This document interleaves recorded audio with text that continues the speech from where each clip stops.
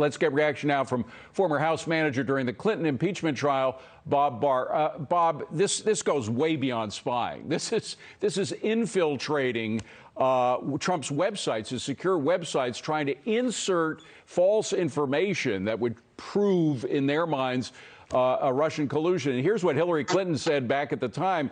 Right before the election, she said, computer scientists have apparently uncovered a covert server linking the Trump organization to a Russian-based bank. And Jake Sullivan, who's working with Hillary, he's now national security advisor, went beyond that, said this line of communication may help explain Trump's bizarre adoration of Vladimir Putin and endorsement of so many pro-Kremlin positions. He goes on and on.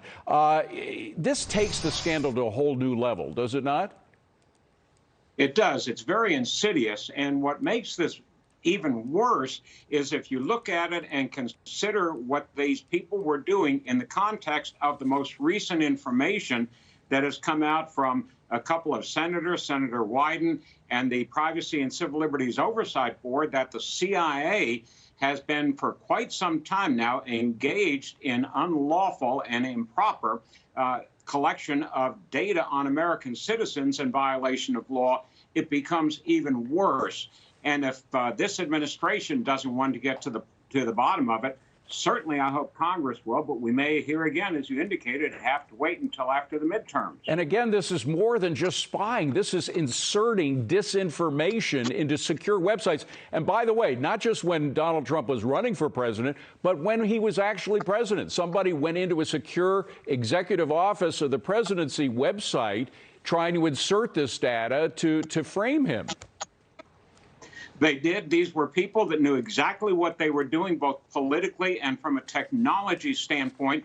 And I'm sorry to say that even one of my hometown universities here, Georgia Tech University in Atlanta, Georgia, seems to perhaps have been part of this insidious activity. Yeah. Bob, we only have 30 seconds, but, you know, there's been talk about Hillary Clinton running for president again in 2024. I would think, particularly if Durham is looking at her specifically, that this would kill those chances, no? They should, but these people like Hillary Clinton, they don't give a whip for anything having to do with the law or ethics. They're going to plow ahead if they think they can win or they can harm Republicans no matter what. And finally, isn't infiltration into a dedicated executive office of the presidency website, isn't that illegal? It's illegal even if it is not part of the executive office of the president. There are very far-ranging computer crimes that this would apply to, even outside of the executive office. It's extraordinary. Bob Barr, thank you so much for this. Appreciate it. Good to see you again.